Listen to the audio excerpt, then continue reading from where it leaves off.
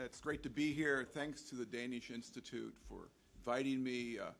I've just flown in from Princeton. I'm still getting my bearings here, so, but I'm sure I will. And I also am, in some sense, coming with baggage, that is to say, intellectual baggage from American debates about world order and great power politics. And so you will be getting very much that kind of flavor of big picture analysis from me today. The Arctic is interesting for lots of reasons, but of course in part because it might be a place where great power politics is going to increasingly intrude. And so in some sense what my assignment was to step back, to pull back, if you will, from this particular focus on the region and talk about geopolitics and great power politics more generally. So I'm going to talk about the international order, the state of geopolitical relationships and the great powers and how they are arrayed and various arguments about how the future may move us in very different directions. Obviously, there are big questions at stake here. Everybody's talking about first order things, that is to say, change in the nature of the system.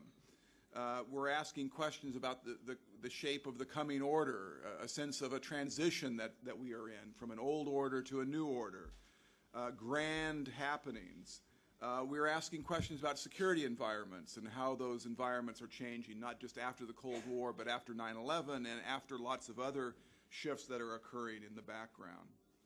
And of course, on the United States side, there lurks a question about the U.S. position in the world. Is this an historical moment where we are witnessing the end of an American era, a transition from an American-dominated world to a different kind of world? Or can the U.S. and the West, its traditional post-45 allies, remain at the center of a system, even if they lose some material capability, economic weight? Will they remain, in effect, the anchors of a larger system that integrates new states? There's lots of people making arguments about deep change, that we really are at a kind of revolutionary moment. Henry Kissinger said recently when he came to Princeton that he's never seen the world in such flux with so few norms to guide the flow of change. Sense of real movement away. Kissinger has started to come to Princeton a few times recently. You know, he's a realist, and at Princeton we have a lot of liberals, and so he comes to kind of see, what do liberals think, you know? So you get a chance to engage him. I asked him a couple years ago when he came, do you think Iraq will be another Vietnam? And he looked at me and said, well, I didn't think Vietnam was a Vietnam. So he's always got something interesting to say.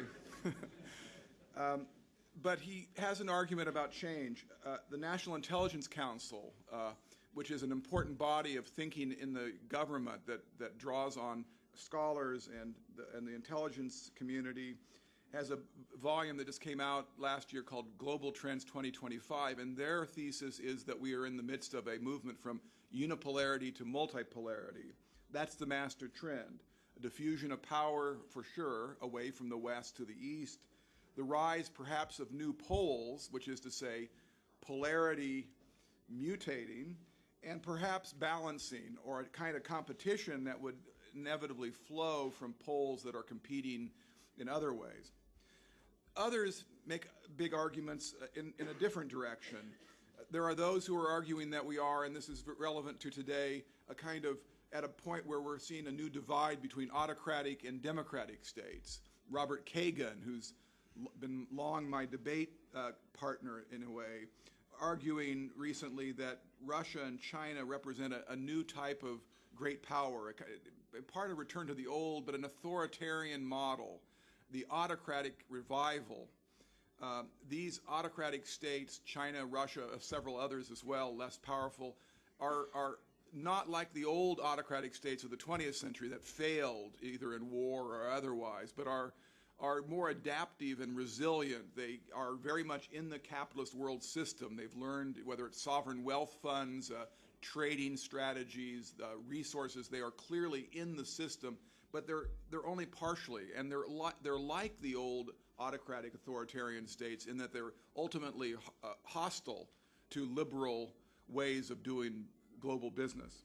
I mean that business in both the commercial sense and in the geopolitical sense.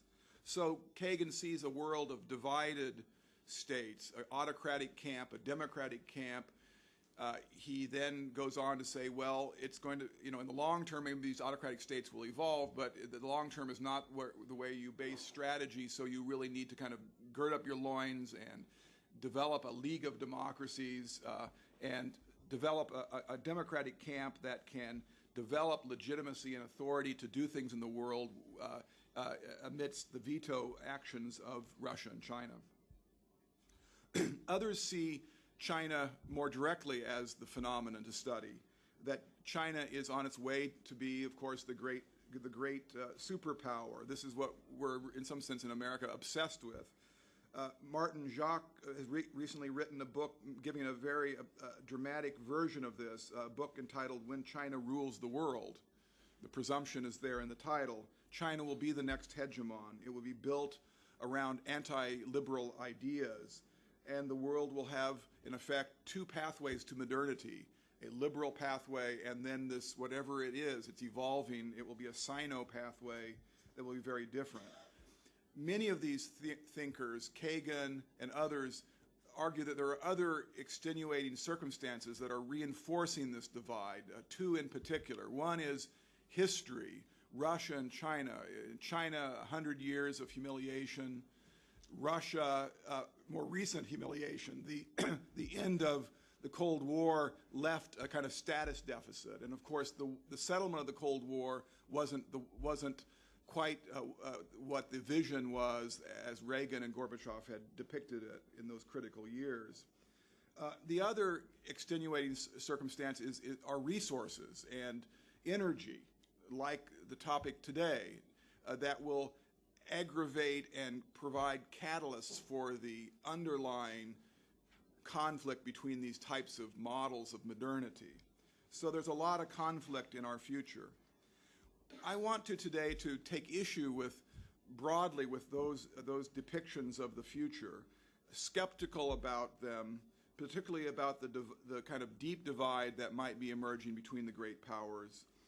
I'm going to argue that the existing post-Cold War international order is more durable and adaptive as a framework for great power relations than those others think, that China and Russia are not inevitable enemies of Western international order.